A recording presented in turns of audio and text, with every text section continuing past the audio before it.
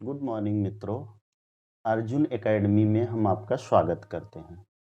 आज हम लोग बायोलॉजी क्लास 12th के जीव चैप्टर फर्स्ट पुष्पी पौधों में जनन को पढ़ेंगे। तो दोस्तों, पुष्पी पौधों को साइंस की भाषा में या बायोलॉजी की भाषा में हम आवृतबीजी पौधे बोलते हैं। आवृतबीजी पौधों में जनन, जो लैंगिक जनन होता है, उसके बारे में पढ़ेंगे। तो आवृतबीजी पौधों के जीवन काल में दो अवस्थाएं आती हैं। उनके जो जीवन काल है उसमें दो अवस्थाएं होती हैं। एक पहला अवस्था जो होता है उसको हम बोलते हैं बीजाणु भिद। पहला अवस्था जो होगा उसको हम बोलते हैं बीजाणु बीजाणु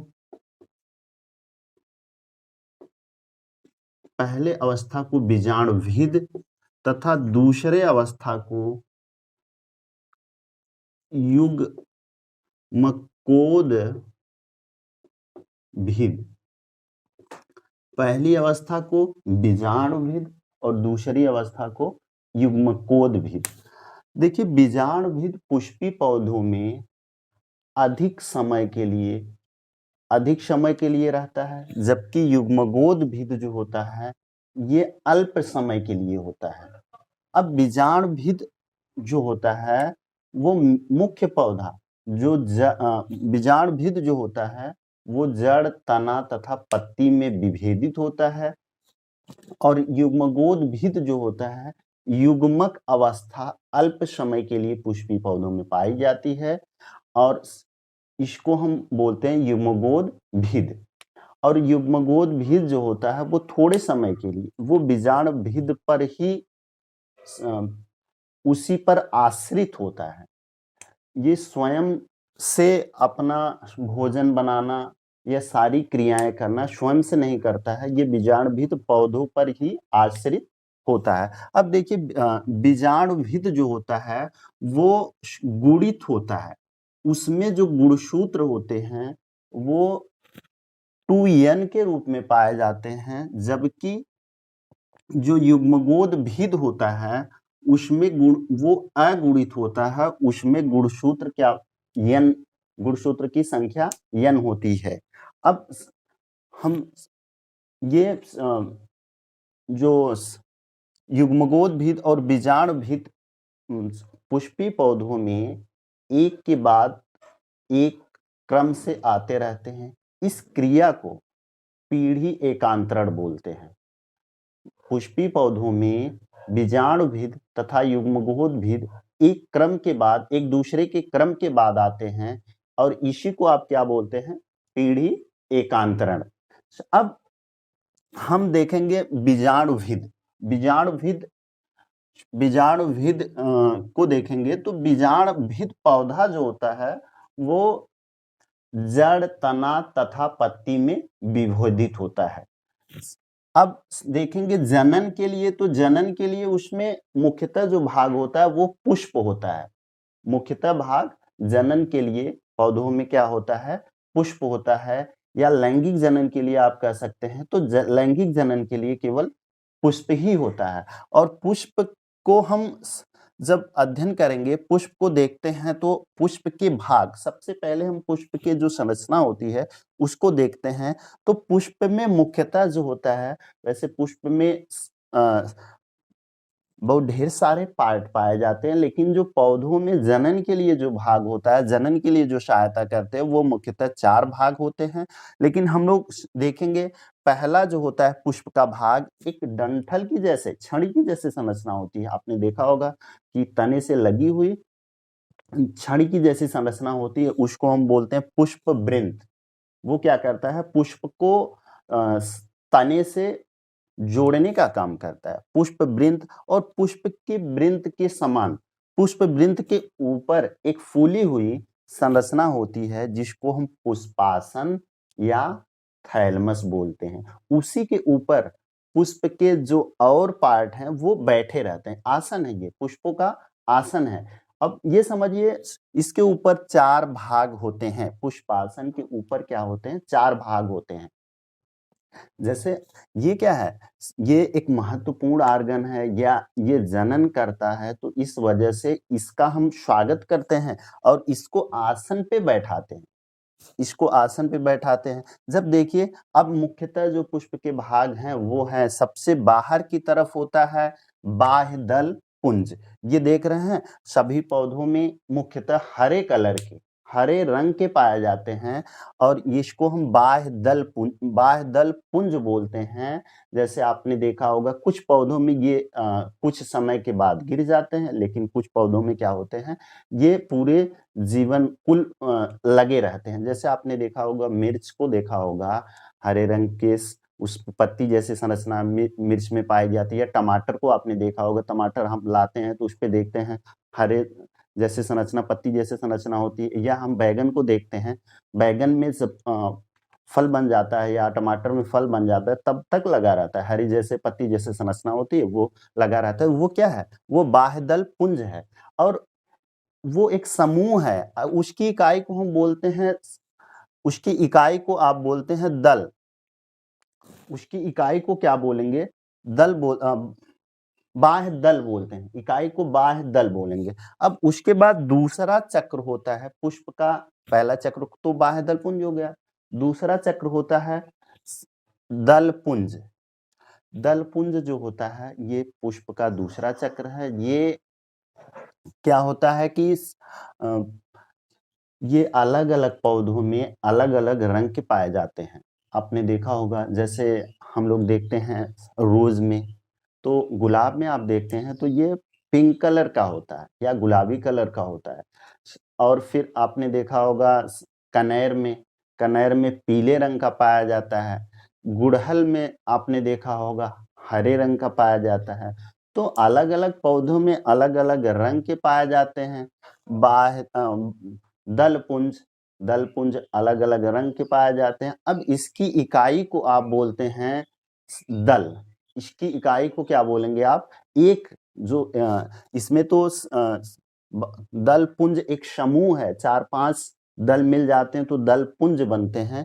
तो ये इसकी इकाई को आप बोलते हैं दल। अब इसका काम क्या होता है? ये इसके मुख्यतः 2 काम होते हैं। इसके कौन-कौन से काम होंगे? 2 काम होंगे। जैसे दोस्तों अगर पुष्प के और आंतरिक संरचनाएँ हैं तो ये क्या काम करता है? आंतरिक संरचनाओं को सुरक्षा प्रदान करता है। और क्या करता है? दूसरा काम इसका हो जाएगा, ये परागण में सहायता करता है। जैसे कुछ जो कीड़े होते हैं, अलग-अलग पुष्पों पे जाते हैं, तो पुष्प पे परागकण होते हैं, वो उस पौधे पे गए, दूसरे पुष्प पे गए, तो उनके पैर में क्या होता है, परागकण लग जाते हैं और जाते किस वजह से हैं? वो एक तो मकरंद को चूसने के लिए जाते हैं, जो जूस होता है उसमें, दूसरे वो जाते हैं वहाँ से, वो उनको आकर्षण लगता है दलपुंज की वजह से और हम लोग भी इसी कारण से तोड़ लेते हैं पुष्प को तोड़ लेते हैं, ले लेते हैं। क्यों? क्योंकि हमको देखने में बहुत आकर्षित लगता है। जैसे आपने देखा होगा गुलाब का पुष्प जो होता है, उसके जो दलपुंज होते हैं ढेर सारे होते हैं, गुच्छे के रूप में ढेर सारे होते हैं। गुलाबी रंग के उसके दलपुंज होते हैं और हमको देखने में बहुत सुंदर लगते हैं। इस वजह से उसको हम क्या करते हैं, तोड़ लेते हैं, ले लेते हैं और किसी दोस्तों को या मित्रों को देते हैं उसको। अब देखिए, अब हम पुष्प के तीसरे दोस्तों तीसरा चक्र जो है वो है पुकेसर। तीसरा चक्र है पुकेसर और इस पुकेसर को नर भाग भी बोलते हैं। पुकेसर को क्या बोलेंगे? नर भाग बोलेंगे। अब नर भाग बोलेंगे जब इसकी संख्या भी अलग-अलग पुष्पों में अलग-अलग होती है। जैसे किसी पुष्प में 10 होती है, किसी पुष्प में 20 होती है, किसी में 50 भी हो सकती है। तो अलग-अलग पुष्पों में इसकी संख्या अलग-अलग होती है। तो ये क्या है, नर भाग है। ये इसको नर भाग या पुमंग बोलते हैं और इसके इकाई को आप पुकेसर बोलते हैं। अच्छा, अब आइए देखते हैं ये पुकेसर होता कैसे है। देखिए पुकेसर में मुख्यतः पुकेसर में मुख्यतः दो भाग पाए जाते हैं। एक होता है पुतंतु, एक डंठल की समान जो संरचना होती है उसको आप क्या बोलते हैं, पुतंतु बोलते हैं। जैसे ये देखिए, ये डंठल की समान संरचना है पुतंतु। ये क्या हो गया, पुतंतु। और पुतंतु के ऊपर एक बैग जैसी संरचना होती है जिसको हम बोलते हैं, जिसको आप, इस पुतंतु को बोलते हैं परागकोश। परागकोश, इसको आप क्या बोलते हैं, परागकोश। अब इसमें क्या होता है, ये क्या होता है, मुख्यतः जो है परागकोश ही मुख्य भाग होता है, नर भाग बनाता है। इसमें पाउडरी मांस जैसे, पाउडर जैसे छोटे छोटे कण पाए जाते हैं जिसको हम क्या बोलते हैं, पराग कण बोलते हैं। तो ये हो गया तीसरा चक्र, और ये यही बनाता है पराग कण। फिर हम आते हैं सबसे अंतिम चक्र जो मध्य में पाया जाता है, उस पे आते हैं, तो उसको हम बोलते हैं जायांग या स्त्री केसर। क्या बोलेंगे, जायांग, या आप बोलते हैं दूसरा नाम इसका है स्त्री केसर।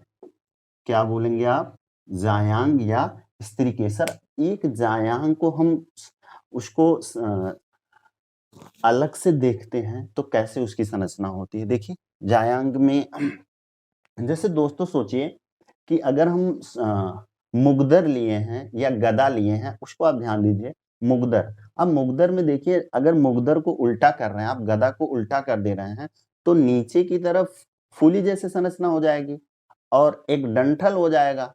जो उसका हैंडल होता है, जो हत्था होता है, वो डंठल की तरह काम करेगा, और हत्थे के ऊपर थोड़ा सा नाभ लाइक बना होता है, थोड़ा सा निकला होता है, फूला होता है हल्का सा।